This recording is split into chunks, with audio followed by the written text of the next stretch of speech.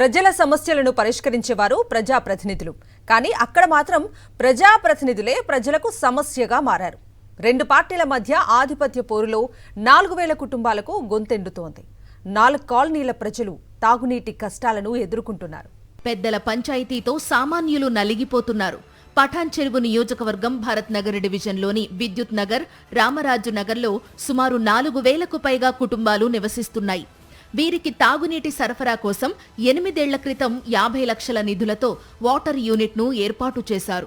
పఠాన్ చెరువు పరిసర ప్రాంతాల్లోని పలు కంపెనీలు చేసిన ఆర్థిక సాయంతో ఫిల్టర్ వాటర్ యూనిట్ను ఏర్పాటు చేశారు. ఇక్కడి నుండి శుద్ధ జలాలను కాలనీ వాసులు వాడుకుంటారు. వాటర్ ప్లాంట్ నిర్వహణ కోసం 20 లీటర్ల వాటర్ క్యాన్కు 10 రూపాయల చొప్పున వసూలు చేస్తారు. ఈ డబ్బుతో ఏడాదికోసారి వాటర్ ప్యూరిఫై క్యాండిల్స్ మార్చడంతో పాటు ఇతర మెయింటెనెన్స్ ఖర్చులకు వాడతారు. కొంతకాలంగా వాటర్ ప్లాంట్ నుండి నీటిని ఫంక్షన్లకు సైతం సరఫరా చేస్తున్నారు. ఈ విధానంతో కొందరు అక్రమ ఆదాయాన్ని గడిస్తున్నారు.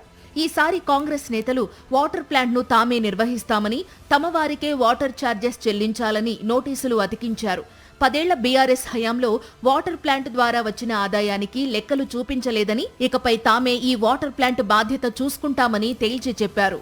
అధికారంలో ఉన్నది కాంగ్రెస్ పార్టీనే అయినా పఠాన్ చెరువులో బీఆర్ఎస్ ఎమ్మెల్యే ఉన్నాడు కాబట్టి గత 10 ఏళ్లుగా కొనసాగుతున్న విధంగానే విద్యుత్ నగర్లోని వాటర్ ప్లాంట్ను తామే నిర్వహిస్తామని, ఇతరులెవరికీ ఛార్జీలు చెల్లించవద్దని బీఆర్ఎస్ నేతలు హెచ్చరించారు. ఇలా రెండు పార్టీలు తామంటే తాము మాత్రమే వాటర్ ప్లాంట్ను నిర్వహిస్తామని చెప్పడంతో ఘర్షణ వాతావరణం నెలకొంది.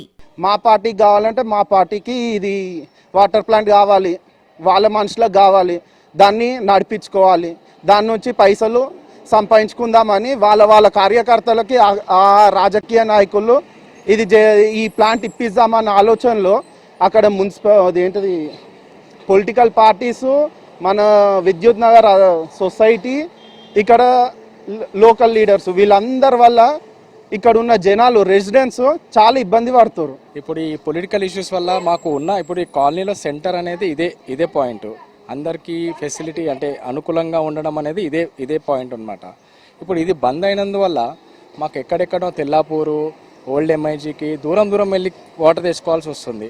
సో లోకల్ ఇప్పుడు మాకు వెహికల్స్ ఉన్నాయి, తెచ్చుకుంటాం. లేని వాళ్ళకి ఎట్లా పరిస్థితి? కాంగ్రెస్ నేతలు వాటర్ ప్లాంట్ నడపనున్నారని తెలిసి బీఆర్ఎస్ నేతలు తాళాలు వేశారు. బీఆర్ఎస్ నేతల వైఖరిని నిరసిస్తూ వాటర్ ప్లాంట్కు ఉన్న కరెంట్ లైన్ను కాంగ్రెస్ నేతలు తొలగించారు.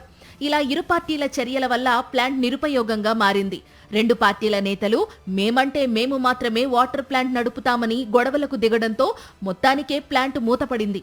అసలే వేసవికాలం, ప్రభుత్వం ఏర్పాటు చేసిన వాటర్ ప్లాంటుపై పార్టీల పెత్తనం ఏంటని కాలనీవాసులు ప్రశ్నిస్తున్నారు. ఉన్నతాధికారులు స్పందించి సమస్యకు పరిష్కారం చూపాలని కోరుతున్నారు.